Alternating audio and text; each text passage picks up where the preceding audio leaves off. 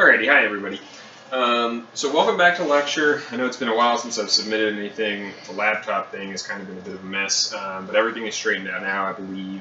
Hopefully this is going to work just fine. We'll lecture like we have been doing, or at least we're going to continue to do. This is Tuesday's lecture from last week, or from the week that just ended.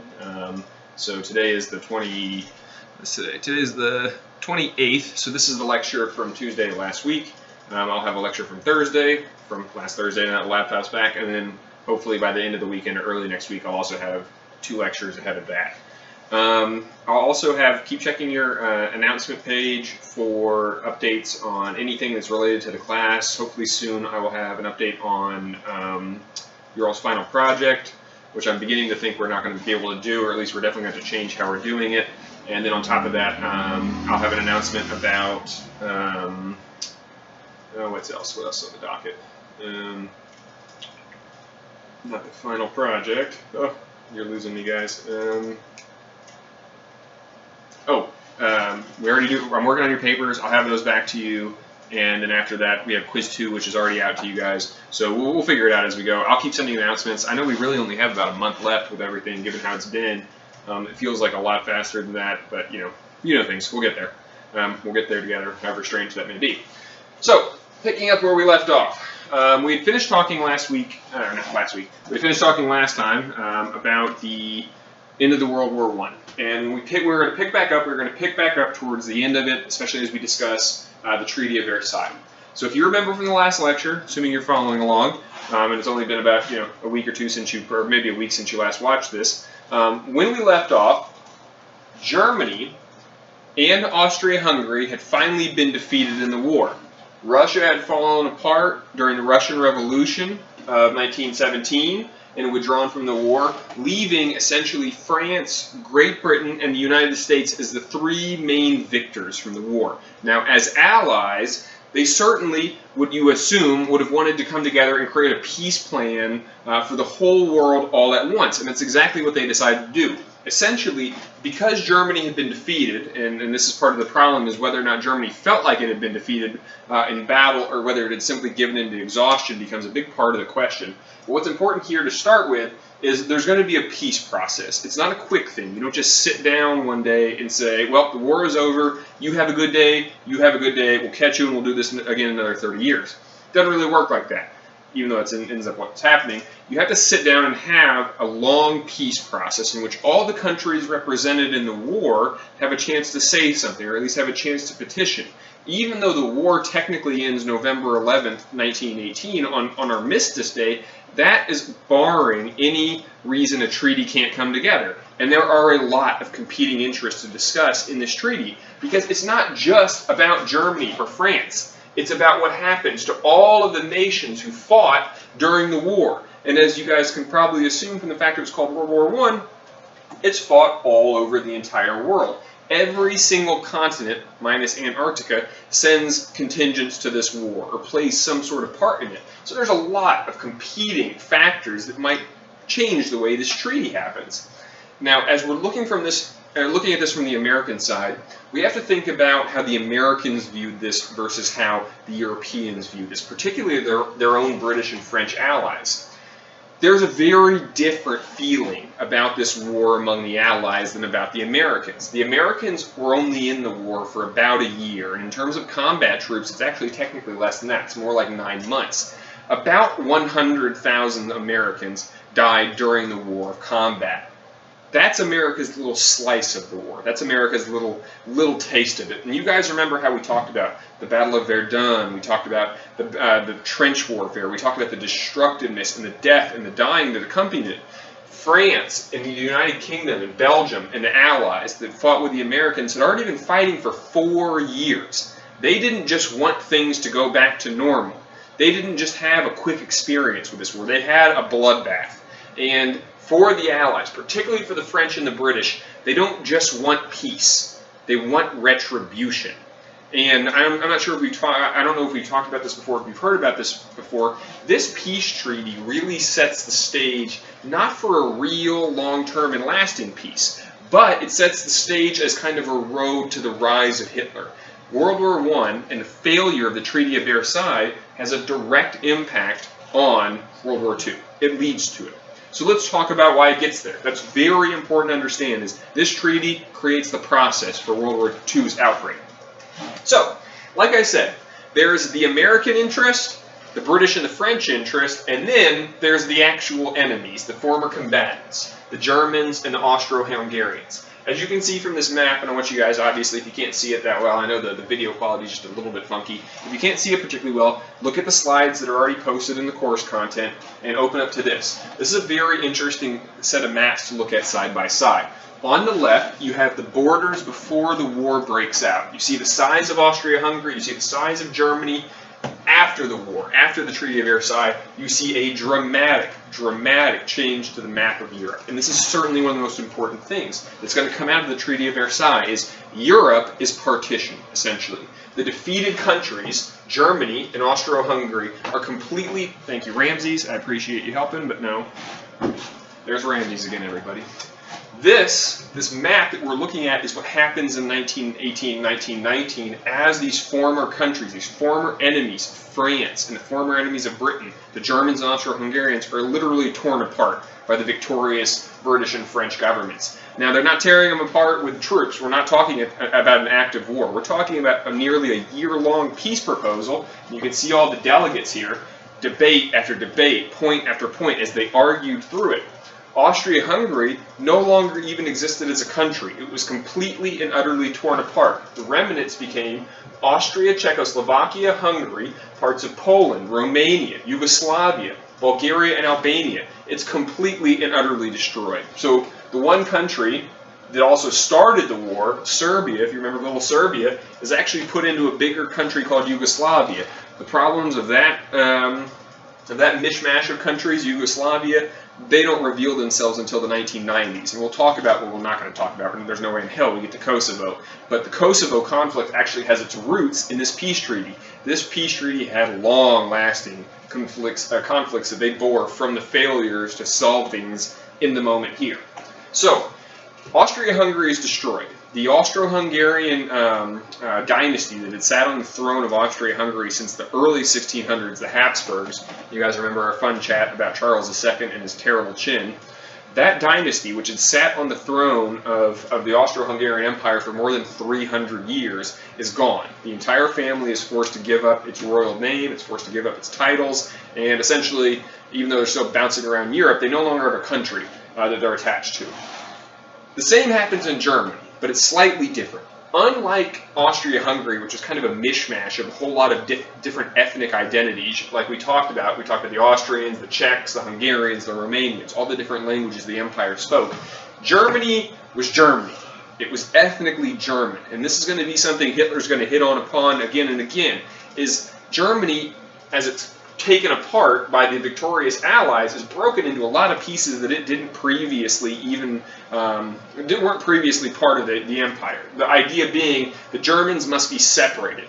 After World War I, the Allies, the French and the English, did not trust the Germans and believed that if given the chance, they would start another war. So they kind of wanted to, the best way to say it is they kind of wanted to neuter Germany. They didn't want to give Germany the tools to unleash another war. Now, the irony of that should be obvious. In being so uptight about making sure they punish the Germans, they create in Germany the conditions by which World War II can happen. So let's continue through this. I want you to start starring items as we go.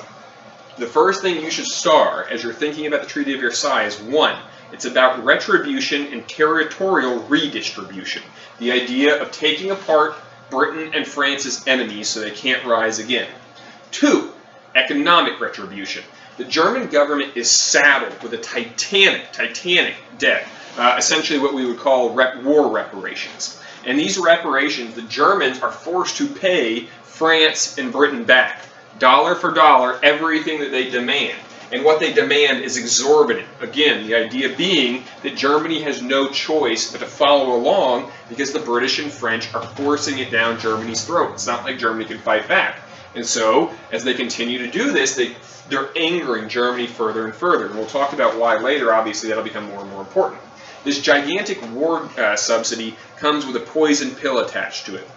On top of the fact that it will ruin the German economy, which it does, think back to our discussions about the Confederacy very early in class when we talked about how the debt, or how inflation dramatically impacted the Confederate or post-Confederacy's southern economy. Think about it the same way. At one point during Germany in the 1920s, you had to literally take a wheelbarrow full of Deutschmarks to the local bakery just to get a loaf of bread. The kind of stories that come out of most economic catastrophes happen here, where hyperinflation sets in and the German economy spirals further, which the British and French are not too upset about. In fact, France goes ahead during this treaty and acquires large chunks of what is essentially eastern or western Germany now, the Saar and the Strasbourg area. So, on top of that, we have the most important and perhaps the most insulting thing the Allies could have thought. If they had wanted to punish Germany, they had certainly done it territorially. If they wanted to punish Germany economically, the debt that foisted on the Germans was more than enough to do that. But they added one more thing. And this is one of those things that you don't see very often in international treaties because of what's obviously part of it. The Allies, both the French and the United Kingdom, insist on the Germans obtaining or assenting to war guilt. Essentially, the Germans must admit in front of the entire international world community that they started the war. Them and them alone. The Germans had to assume the guilt of all of those dead. It's a huge, huge thing in the international community to assume war guilt, because what it says is that you're not a peaceable nation, you're not a nation to be trusted, you're not part of the community of nations. And so, the French and the United Kingdom force Germany to accept this as part of the peace proposal. If they do not, Germany would have been dismembered further, even more than it already was. Now, the two men who led both France and Great Britain, France was Georges Clemenceau, who was the premier of France at the time, and you have David Lloyd, is it David Lloyd? Nope, that's the architect. David Lloyd George. Is that right? Yeah. Yes, the prime minister. And the prime minister and Clemenceau in France, between the two of them, kind of outwit and outmaneuver the American president, who shows up to help. Wilson is a bit of an idealist. He is certainly not as pragmatic. He is certainly not as experienced as his French and British counterparts. He is a lot more naive about how the international world works. The British and French governments have been fighting a very, very disastrous war on their own soil for 4 years, and were far, far more savvy about what it took to win the war and what it would take to win the peace. And so Wilson comes over to Europe. He comes over to France, to Versailles specifically, where the treaty's being written, and they kind of treat him as this kind of bumbling American hick, because he's not as sophisticated, he's not as plugged into the international order, and they kind of run circles around him diplomatically. Wilson comes to France with 14 points for peace. We really don't need to go through all 14 of those. In fact, it'd be a nonsense amount of work for you to do. So when you write down the 14 points, the star you want to do is generally, all of his 14 points were altruistic in nature. The idea is Wilson believed that whatever should happen from the Treaty of Versailles, whatever the result of this hideous, destructive, most awful war in human history to that point, whatever happened from the war, something positive must come out of it. Wilson's conceptualization of that was largely because he viewed America as something as a neutral arbiter. We talked back earlier about our discussion of isolationism and the idea that America should stay out of things. If you think back far enough, we talked about Teddy Roosevelt and the Treaty of Portsmouth into the Russo-Japanese War in 1905. America generally sees itself as kind of this country that is a little bit more ahead of the times, not so stuck in the wars, not so bogged down by national hatreds. We obviously know kind of the silliness of that given what they're doing at home in America, but at least internationally, the United States kind of takes itself as a neutral arbiter. Wilson's points, though, especially his good ones, about the end of colonialism. He pushed very hard for the British and French to give up their colonies. He pushed very hard for countries that previously didn't exist to organize based around ethnic structures. He believed that everybody had a right to their own country. And the big star word from that is the term self-determinism. Wilson thought and believed that every country, every people, so to speak, had a right to their own place, a right to their own language, a right to their own things. It's generally a very, very good idea, at least for the time. It was very, very much ahead of the time. The British and the French thought it was an insane and stupid proposal to ask them to give up their colonies, and they certainly don't. But Wilson very much was a free thinker, at least for the time. His proposals, though, generally aren't well accepted. And they're also, and the biggest problem perhaps in American politics, they're his personal policies. He may represent the United States at the Treaty of Versailles, but that doesn't mean that the government back at home doesn't have a say in things. Whatever he signs in France, Congress has to then go ahead and check off or veto, essentially, or not pass whatever he decides to sign in France. This is going to become a problem because one of his 14 points, and certainly one of his furthest thinking, furthest reaching points, was the creation of what was called a League of Nations. The idea being the European and world nations had a responsibility to not let another hideously destructive conflict like World War I happen again. And they certainly didn't want to have it happen again on their watch as countries that had just seen such an awful thing happen. They didn't want to see it again. Excuse me. So Wilson's idea here is relatively simple, and again, ahead of its time. There will be a League of Nations in which the biggest nations have slightly more say, but all nations are given a voice, all nations are given a part of the international community. Conflicts between member nations should be worked out by diplomacy, not by violence. Very, very early things we would talk about when we talk about the modern United Nations. The League of Nations is what Wilson proposed in 1918. And in fact, it was well received. The French, the British, many, many countries joined in on the early League of Nations. Now, we should probably be clear. The cynicism of France and the United Kingdom meant that they were joining largely so they could keep a check on the Americans. And so the United Nations, or the League of Nations, is created. The problem is Wilson goes back home and he runs into that long, old, fun word for American distaste to get involved: isolationism. The United States, by 1919, by the time the treaty was supposed to be signed, had largely swung the pendulum back. They'd won the war, they felt like they had helped democracy, they had helped the British, they had helped the French, they'd defeated those evil Germans. They didn't want to do anything else. They didn't want to participate any further in the world order. And as you can see from this nice little map, or this little propaganda thing in the top left, the decision at the time for most Americans is, do we want to be responsible for the international order? Do we want to be the world police? And the answer at the time, contrary to now obviously, was very definitive. No.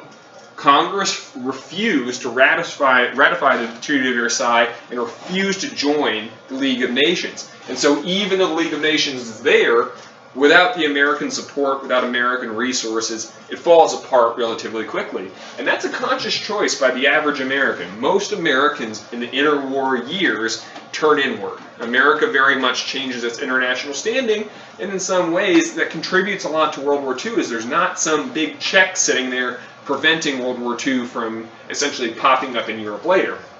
America more or less returns the world back to European control. America withdraws itself and its troops from Europe. America doesn't take terribly many colonies from the Germans. The ones it does take are largely in the Pacific, and they're mostly islands, as we've talked about, to continue with our discussion of coal stations, if you remember back. More to the point, though, the United States doesn't intervene in the way that many Europeans expected them to, because the Americans just didn't see a big point in doing so.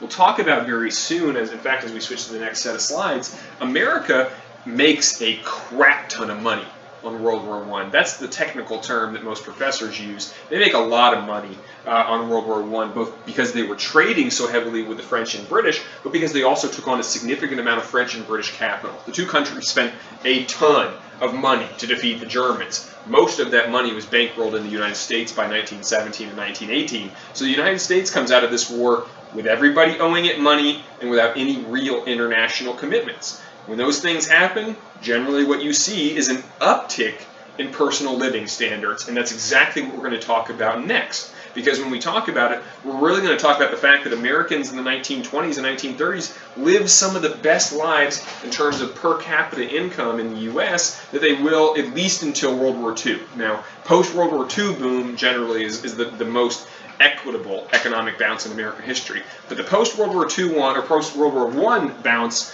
is a little bit like that, even if the insides, again, like the Gilded Age, are tending to crack up. So, by the election of 1920, we see essentially a return to complete Republican control of the administration. The same big business, the same lack of international interest that the Republican Party stood for previously when we talked about the gold standard comes back into fore. And the Democratic Party is handily beaten and remains, as you can see here, largely, a Southern party chained to Jim Crow, like we kind of talked about earlier. The Republicans, by this point, control most of the country politically. So, that's the end of World War I. That's the end of the Treaty of Versailles. Now that we've covered that, we're going to move on to kind of what's going on with America at home in the post-peace process. And we'll start, as soon as I pop it up, from here. So this is kind of one of my favorite slides in terms of discussing the boom economy that pops up in World War I. At the end of the war, like I said, the United States is going through kind of what I wouldn't call can't get the word out. You know what? The United States is going through a boom economy. That's easier to say. The United States, using the money accumulated during World War I, using the funds that it had previously before the war, generally sees an uptick in the living conditions of most Americans. The ways in which you'll see it here, and you can see it on the PowerPoint, is one, more Americans are driving than ever before. The number of Americans driving in the country doubled almost in size overnight. Within about 5 years, the number of gas stations, given the up jump you might expect from driving, there's more gas stations in the United States. The birth of movie theaters, the number of tickets sold, and the number of theaters in the United States jumped tremendously during this period. And then, of course, there's the actual GDP of the country. Before the 1929 crash, the Great Depression, which we're coming up on or we'll slowly get to, the average American, slowly but surely, is actually getting slightly richer. That isn't to say that the economic boom benefits everybody. And obviously, as you might expect, anytime we've talked about economic booms in the country, they've generally gone better for the upper class. They've generally gone better for those who can invest money into the economy. But the average American is getting more, and that is important. The way in which that money, though, is being then spent is something you should probably see, or probably think about in the way in which you spend money today. What's important about that is, and what you can see from here, I really would love for you to look at the PowerPoint of this kind of on your own time so you can see all these different little countries. I want you guys to star a word. Oligopoly. O-L-I-G-O. You know what? That's not how to spell it. Oligopoly. Google it. You'll hear it. Oligopoly is the process by which corporations essentially become mega corporations. The same process by which these companies today, PepsiCo, General Mills, and Kellogg's, have acquired multiple little companies that they then own in turn. Oligopoly, I'm being told, is spelled O-L-I-G-O-P-O-L-Y. Thank you, sir. Oligopolies, and these are some modern oligopolies, are essentially corporations that have eaten other corporations. Big companies that then tend to reinvest what they have in companies that are somewhat similar to what they already produce. Essentially, in the same way that Kellogg's has acquired pretty much every brand of other or of like similar cereals, you see this kind of in a modern sense that companies buy companies. To bring it back to the 1920s, to what to think about this is the number of automobile makers in the United States in the 20s actually decreases while the number of cars increases. So what I'm trying to tell you is less number of corporations producing them, those corporations are producing more. In fact, the United States goes from 44 major car corporations in the 1920s down to 10 by the end of it. Some of that is the process by which we already talked about vertical and horizontal integration. More often than not, a smaller amount of companies are able to corner the market and shove out competitors, which is the same way we've talked about horizontal integration multiple times. What this means, though, is even though the quality is actually fine during this era, in fact it improves in a lot of ways, there are less companies doing these things. A number of movie companies essentially the number of mini major products actually decreases. You can kind of think about it and see it now, not necessarily in the way that this PowerPoint or this part of the PowerPoint points it out, but I'm sure you can think about it the way in which Amazon has purchased or has acquired ways to get you pretty much any product on Earth. That's an oligopoly once it's passed outside the size of a trust. So one of the things that, as you might expect, as movies are going better, is, well, not as more people are going to the movies become a very, very big part of American cultural life. I think I'm going to play you Gold Rush here. If you can watch it on the PowerPoint, you can't see on the PowerPoint, try and watch it off the slide, but because it's a silent movie, you can probably just sit and watch it here. The only noise comes from background play. Oh, nope, where do we go? You gonna play?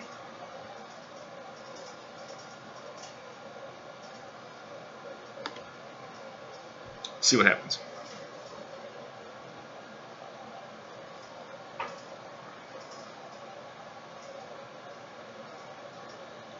Beautiful.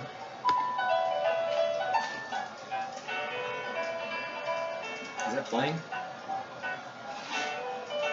What do you think? Yeah, it's not moving, guys, so I think that's not great. So you guys, watch it from the PowerPoint that I sent you. Watch, there it is. No, that's not helpful. Watch it on the PowerPoint I've sent you. It's about 5 minutes. It'll give you a really nice idea of what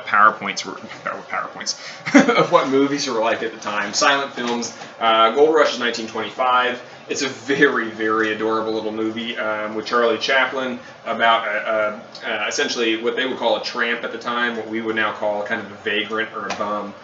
Is kind of this happy-go-lucky goofball who kind of stumbles from situation to situation that turns out okay.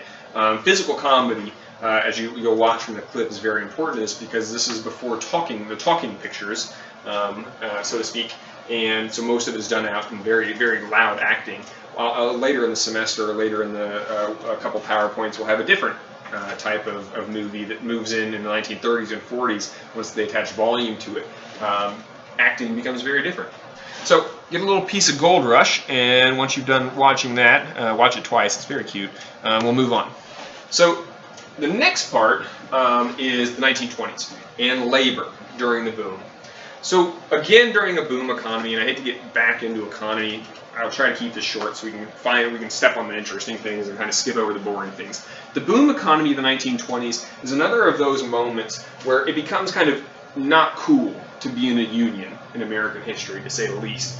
Post-World War I, there was a big, what we would call, Red Scare. You can put a star next to it. The very first major Red Scare in the United States is post-World War I during the 1920s, and a Red Scare is essentially kind of I don't know how to put this, a political scare over socialism or communism in the U.S. The U.S. as a capitalist nation really doesn't take well to the ideas of socialism initially, certainly never takes well to the ideas of communism. And kind of from time to time in American history, there's up and down levels of persecution of unions and socialists who tend to go hand in hand.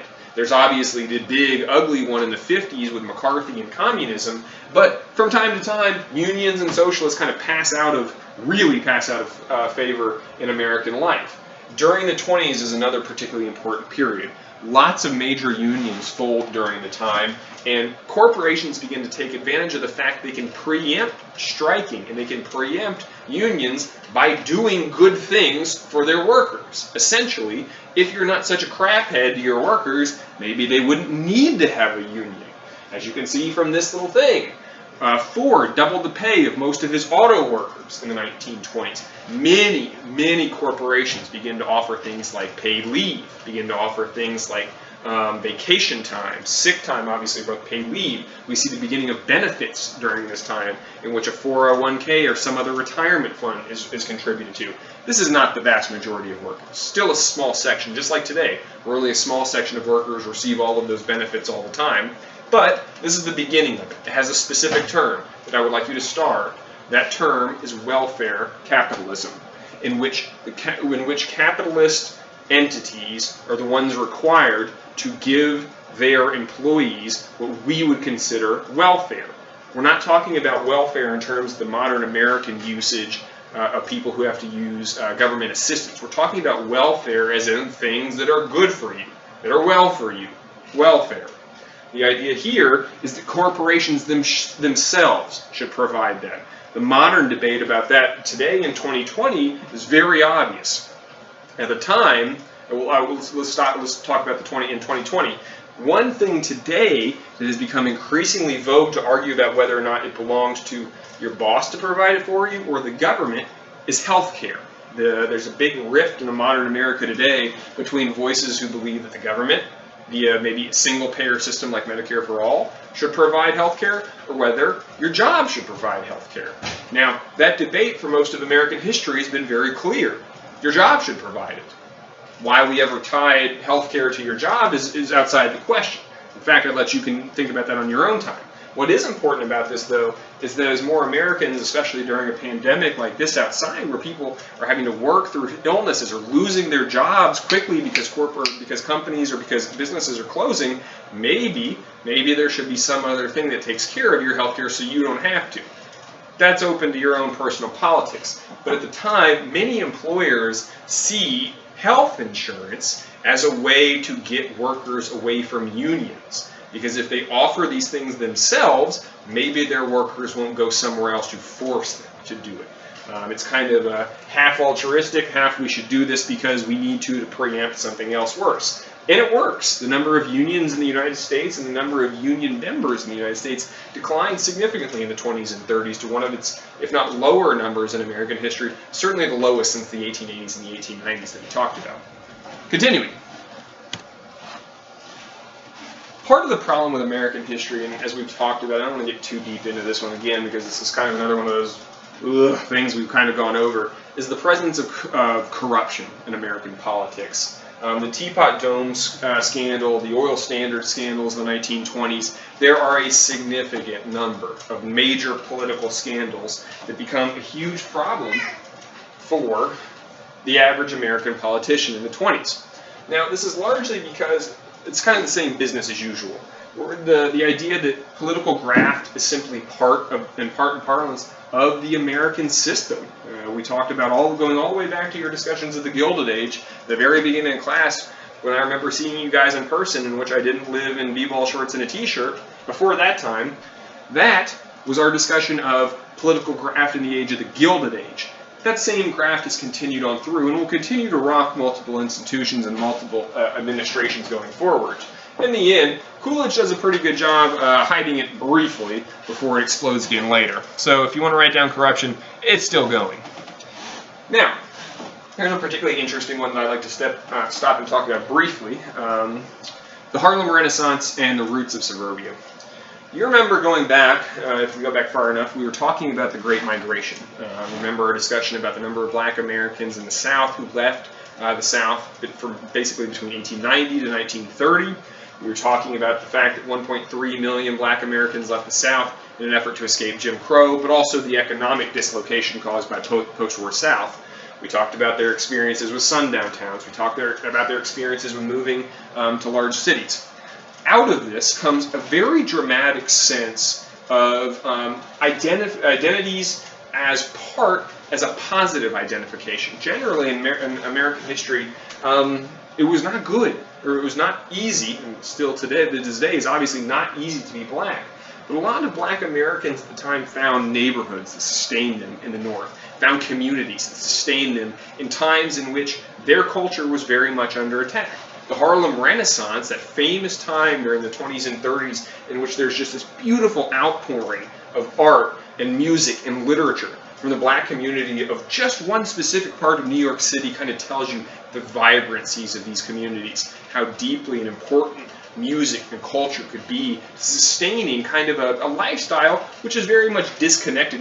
Deep urban New York is very, very far from the roots that many of these black Americans had in the South. And so retaining a sense of identity, even in changing times, is very, very important. Now, this is also interestingly enough, around the same time as we begin to see the birth of what we would call suburbia in the 1930s. It really won't, what we would consider modern conceptions of suburbia certainly don't pop up until the Levitt towns in the 1940s and 1950s, when there's kind of planned towns, planned suburbs, grid lines that if you look above, every house looks the exact damn same because there's only 3 types of that exact same house. That suburbia is coming. This is early suburbia. And we talked about it when we talked early in the semester about those concentric circles of immigration in cities. Well, cities are growing in American history, particularly in the 20s and 30s. We've already talked about migration internally. We've talked about population growth and what that's a euphemism for as well. In this time, the growth of these cities, the continued expansion of these cities, leads to the very beginnings of what's sometimes called white flight, but I think works better here, just an understanding. In the same way that your average middle-class person is moving out of the lower parts of the city, so to speak, the close-in parts that we discussed earlier in the semester, you're beginning to see upper-class and upper-middle-class people leave cities entirely for these kind of oases outside of the city itself. Cities, even then, now today, can be grimy, hot, etc.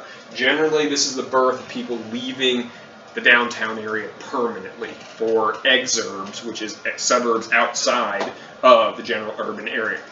So that's a good spot here to continue into the culture of the time. So we often call the 20s, in terms of kind of this artistic and artistic, arts, literature, music age, we call it the jazz age. Just as much as we tend to call it the 1920s, because they're somewhat synonymous. This is the 10-year period, basically from the end of World War I to the crash, in which American society existed in its very brief, very vibrant, very rich memory. Basically from 1919, the year after World War I ended, until 1929, America lives kind of high on the hog. This huge outburst of music, dance, art, writing, movies. There is quite an outflow of this. And because of it, because America's wealthier, it's going out more. More and more people are enjoying that leisure culture we talked about earlier in the semester. You tend to kind of see what we would consider a changing of the cultural norms, or a changing of cultural morals, as the easier way to say that. This is the decade of the flapper girl. This kind of liberated woman post-World War I who did crazy things like show her ankles, cut her hair short, avoid very simplistic and very old-style femininity that we would consider kind of the pre-World War I, or kind of the archetypal American stay-at-home mother. Now, the reason that more and more women are able to dress like this, live without getting married, is because, as we talked about earlier in the semester, things like the Women's Birth Control League, which started in 1915, are giving more women access to things that would not, to put it lightly, contraceptives, that would make it so that they can have sex, they can do things outside the house without it being directly tied to marriage. As it loosens morals, or at least as it loosens conventions, I should say, more women find they want the freedom to have their own life, that their life should not be dictated by a man. This is obviously the same decade that we're going to have the passage of suffrage for women. There's a direct linkage between their ability to vote, between their ability to have sex, between their ability to live the life of a single woman, that says a lot about the way in which the American culture is changing. That women are finally, in this very narrow sense, beginning to be seen as equal members of society. Now, obviously, even today, we still have a long way to go in terms of seeing that equality, but you can kind of see really the solidification of women in the 1920s as they begin not just to explore the things that they've earned or that they've taken from the average male politician, but that they can finally enjoy them. Now, the flapper culture is another one of these relics of the 20s. It doesn't survive it. But dance and jazz certainly do. The jazz band of the Deep South that have moved north, of that kind of black sound, Louis Armstrong, several major musicians pop up during this era. Again, because it's easier, as modern technology continues to grow, it's easier to disseminate. We see more and more pressed records. You're beginning to see significant radio time for big bands. And then, of course, as the music and the dance flowers, so does television, or not television, so do movies, so do major motion pictures. This is the decade of Metropolis, the decade of Charlie Chaplin. We're closing in on the decade of Citizen Kane, but that's really the next one. This is kind of what I would definitely not call the height of American cinema, depending on how much of a film nerd you are. This is very much the beginnings of what we would consider classic American cinema. Still in the silent era, though. But this age is an important one for American history. I'll make sure, I think I have some more, let's see. Watch the jazz scenes from Young Indiana Jones. You'll see those also in the PowerPoint if you're watching along. I see if you can see what numbers I would want you to watch. We're time stamped onto that, so watch that. It's kind of it'll give you kind of a first-hand feel for what the jazz age was like in the 20s. So watch that one at home. Listen to some Ella Fitzgerald. I think Ella really obviously captures the voice of the time, the feel of the time. You'll hear some of the prettiest conventions of those decades. Listen to about 2 or 3 minutes of Ella. And then The Great Gatsby. Let's talk briefly about The Great Gatsby. This is the party scene, I think from the more famous 1970s, not the Baz Luhrmann nonsense don't look at me. Yes, the Robert Redford, Sam Waterston one is so much better. If you're going to skip reading the book, which remains, let's talk about this. It's an important thing to get into. The Great Gatsby is generally regarded, or is generally talked about, as the great American novel. Certainly one of the greatest things ever written in the United States. The Great Gatsby is a tale of the 1920s. It is beautiful in that sense because it's very much a representative of the things I've just been talking about. The Great Gatsby is, at its heart, if you remember the plot, I'm sure you were forced to read it in high school, or at least have heard of this book. The plot's very simple. Rich J. Gatsby, a bachelor and veteran of World War I, loves this girl, Daisy Buchanan. And the twists and turns of their love story plays out on all of the problems of the 20s. The vast gulf between the very rich and the very poor, between new freedoms for women, between Daisy's need, for security. It talks a lot about the affluence of American society at the time and kind of some of the problems with it. Because in 1929, when that bubble pops, this is the same group that generally falls apart economically. One of the great lines of all time, really one of the great lines of American literature, Gatsby is who wrote this? Who wrote Gatsby? F. Scott Fitzgerald. Thank you. F. Scott Fitzgerald, who writes Gatsby, has this beautiful line about reminding ourselves that no matter how much we want to judge someone, no matter how much we want to be angry with someone, we should always remember that we have had more advantages in life, perhaps, than they have. And it's a nice sentiment, decontextualized, but in the context of the moment, it's this kind of push to get the average American to think about the way in which it lives its life, or they live their life, I shouldn't say it. They live their life day in and day out, and whether or not that life is one that is good for their average American, for their neighbor, so to speak. Do you owe something to your neighbor? Are you your brother's keeper? It's a beautiful book. It's a beautiful line. I encourage you to go back and think about it. If you want to watch the party scene, watch the party scene. Get a feel for what the 20s was like when it was throwing a big-ass party. If you're going to watch the movie, I prefer you watch the 1970s version with Robert Redford, but, Baz Luhrmann did Baz Luhrmann things to the other one.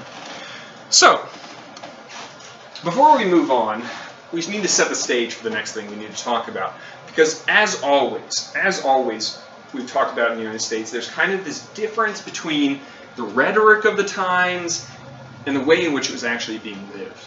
And we talked about this during the Progressive Era, particularly when we would talk about these really great strides the United States was trying to make, trying to clean up poverty, trying to clean up homelessness. The way in which they did it wasn't always very smart. We've talked about that. In fact, some of the ways in which the United States government went about these things was completely and utterly idiotic. You remember we talked about the gospel of wealth, and we just thought you could tell poor people that they needed to be less poor and it would work. That didn't turn out so well.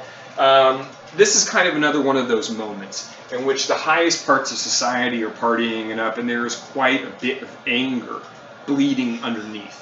Particularly the anger that would spill itself into what we're going to examine now, which is the rebirth of the KKK in the 1920s. Most Americans, rightly or wrongly, identify the KKK with this Southern movement. They don't show their faces in public. This is the Jim Crow of the South we talked about. But there is a significant jump in Klan membership nationwide. And I'm not talking about a jump from a few hundred yokels in the South to a few thousand yokels. We're talking about there were at least 2 million registered KKK members with names in the 20s. This is Washington, D.C. This is the heart of the Capitol. And those are KKK men wearing unrobed or uncovered faces because they do not fear their identification. The KKK grows powerful in the 20s again because of a specific menace that they consider an American menace at the time. And as you can see from the top left political cartoon, what we're talking about again is immigration. We've talked about it kind of again and again in this class. We've talked about the ways in which in the 1880s, the 1870s, and the 1890s, we discussed nativism. This is essentially nativism again in the 1920s, kind of a reattachment of it. Like I said earlier in class, it's kind of an American thing for this to come in and go. It goes in waves in which there's significant American nativism sometimes and less nativism at other times. Hi, Todd. Look at that, everybody. You're being so helpful. This point, though, for the 1920s, largely has to do with Southern European immigration. Again, that kind of that same old saw that the KKK talked about last go around continues. The ideas are generally the same. They're anti-immigrant. They're quite proud. As you can see from this KKK grand picnic and celebration, it's actually being hosted by Ford Motor Companies. There are quite a few Americans who are quite good with the Klan, especially in the 20s. What makes this kind of perhaps interesting to talk about in the 2020s is some of the slogans that we see in American nativist history kind of come up over and over again. America First being a particularly interesting one to point out here. This is a Klan rally in the 20s. Right? You still hear people saying America First in 2020 without thinking about the way in which what that actually means in terms of how a country treats the rest of the world. One God, one country, one flag. Those things don't sound particularly American, except for maybe the one flag and one country thing. The idea that Americans have to conform to a very narrow interpretation of what is American is something we've examined over and over again in this class. For this point, I would just rather you think about how open and how powerful it was even as late as the 1920s. This wasn't some little hillbilly Klan in the middle of nowhere. That's Main Street, D.C. Continuing, we also see, kind of connected to that age of morality or that new morality of the United States, is we see kind of the tipping point for several major, what I would call well-known American events and ideals. Prohibition probably being one of the favorites of most students to examine, certainly one of my favorites to examine. Prohibition, we've talked about a little bit, if we go all the way back to the very beginning of this class, we talked a little bit about the temperance movement, the push for more and more women to emancipate themselves from their husband's alcoholism. Alcoholism was particularly rampant in American cities with high crime rates, with high rates of prostitution. The average American, if not the average American, Americans had a drinking problem. That drinking problem is not abated. Even today in the United States, 1 in 8 adult Americans have a drinking problem. That's roughly 12% of the country, I believe, or 12% of the adult population. Is qualified as an alcoholic today. Drinking is particularly commonly American, for better or worse. The idea in Prohibition, obviously, as we talked about, is, well, the best way to solve the problem is to get rid of it entirely. And so, with the U.S., this is a constitutional amendment that's passed that essentially votes the country dry. The entirety of the United States is voted dry. And overnight, the ability to purchase alcohol just disappears. Generally, you could only purchase it for medicinal purposes, and we're not talking about medical weed in which you just say, I have a whatever, and they hand you a medical weed card in California or Colorado. It's much more difficult to obtain here, so generally getting a medical card for it wasn't good, which meant you turned to your cousin Billy, who had a still out back. Several hundred Americans are killed by bad alcohol made during Prohibition while you couldn't buy it in the country. Thousands and thousands more were poisoned, maimed, hurt by overmixed or undermixed grain, by terrible, terrible experiments when people cut stuff with the alcohol. Basically, America lost its damn mind trying to get drunk. As you might expect, when there's something like this that's on the black market, essentially a good that you can't purchase legally, who steps in? Well, you can see them from the bottom left, criminals stepped in. This is the birth of American organized crime. Comes during Prohibition. Now, plenty of criminals in American history, plenty of organized gangs in American history before this. This is the birth of what we might call coastal gang affiliation, in which a large chunk of the entirety of the East Coast was dominated by a select number of gangs predicated on, first and foremost, on the alcohol smuggling, but later on things like racketeering. Does anybody actually know what the hell racketeering means? If you know, shoot me an email. Gambling, running sports books, prostitution, generally all the things you might associate with a good Saturday night. Al Capone and many gangsters like him are doing that. Capone is simply the most famous one in American history, but like many, Meyer Lansky, the Gambino family in the 90s, gangsters in American history are kind of, one and one. In the 20s, though, there's generally two immigrant groups that are responsible for most of the gangsters in the 1920s. You can probably guess from one of them, from Al Capone, or should I say Alphonse Capone. Italians made up a large part of the East Coast gangs, and shockingly, this one might shock you, American Jews made up a large chunk of early American gangster culture. Meyer Lansky is not the only Jewish gangster in American history. What's interesting about this is there are several very bloody and public battles between these gangs. What you're looking here is the what's that massacre? The Saint Valentine's Day. Thank you for helping me out. Racketeering is just basically extortion. Yes, extortion. The St. Valentine's Day massacre, when Capone essentially took over Chicago by gunning down a bunch of his enemies with a Tommy gun. The funny thing about Capone is what the FBI, which eventually is created to stop guys like him, and most American law enforcement, these criminals were significantly ahead of them in terms of their sophistication, in terms of their bribery of public officials. You couldn't touch Capone. In the end, Capone doesn't go to jail for murder, doesn't go to jail for racketeering, doesn't go to jail for anything other than good old-fashioned tax fraud. He doesn't report his earnings from his millions and millions and millions of revenue from his criminal proceedings. The U.S. government gets the biggest gangster in American history because he forgot to pay his back taxes. He's put in Alcatraz and eventually dies of syphilis about a decade later, but he wasn't the only one. And more of them will find they do it very effectively.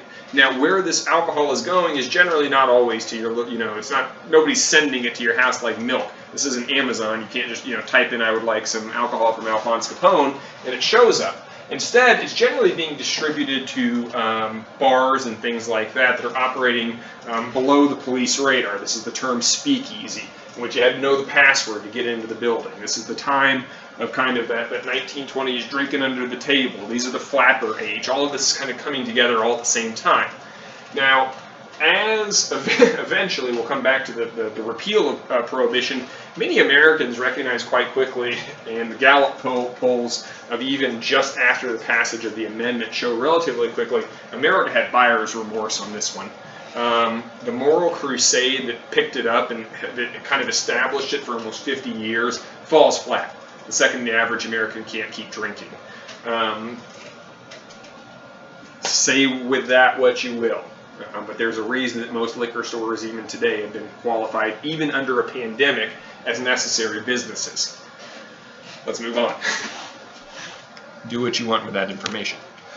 So, this is perhaps one of those moments in American history that really reinforces the way in which America's culture is changing.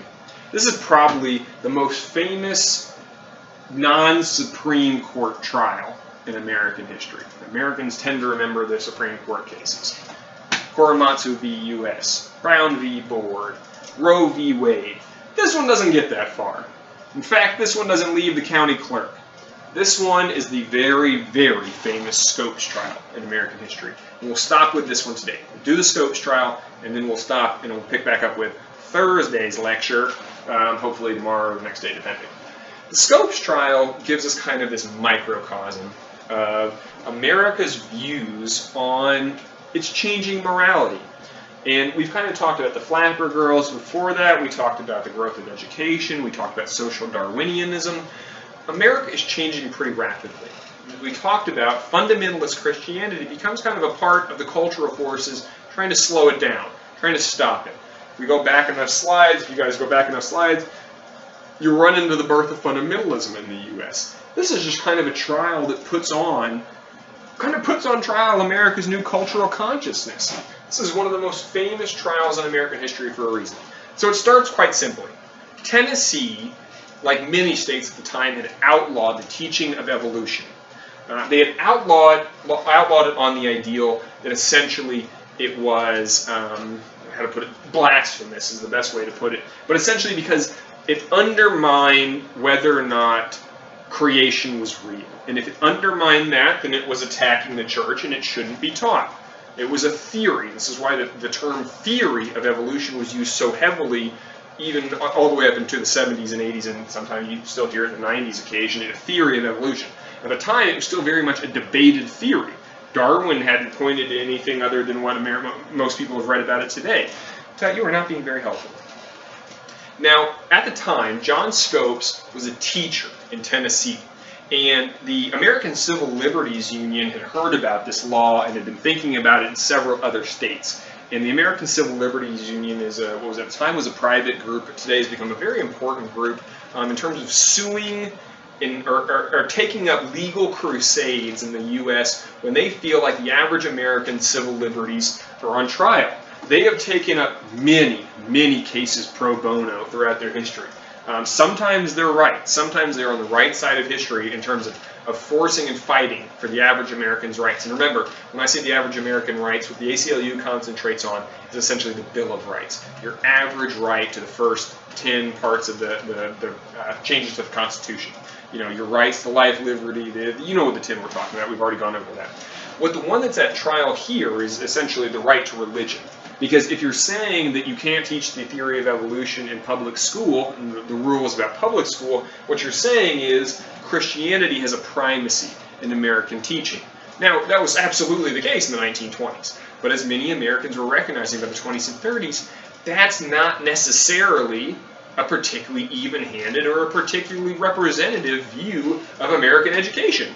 And so the ACLU essentially went around looking for a test case. They went around looking for somebody who'd be willing to violate the law and teach evolution as the truth in an effort to get laws like this repealed. Scopes picks up the gambit, so to speak. He teaches evolution one day during his Tennessee class. He is duly indicted, handed his fine. It's not like a big problem. It's only, I think at the time, it's about a $150 fine, which at the time was a couple grand. But more to the point, the idea was it's not like he's seeing significant jail time for this. What happens, though, is the ACLU wanted to get this court case kind of taken out in front of the public. They wanted it to become this big public spectacle in which essentially you end up with a trial between evolution and religion. And the ACLU is quite literally trying to do that because it wants to put on trial the idea that religious fundamentalism should be taught in school, not evolution. That's the real attack here. They used evolution essentially as a way to zoom in and attack the idea that Christian literal interpretations of the Bible should be taught in public schools, which we obviously know is not correct. So, you can interpret the Bible all you want in private, you cannot interpret it in public schools that way any further. So, what you end up with is one of the great titanic jury trials, it's not even really a jury trial, it's a bench trial.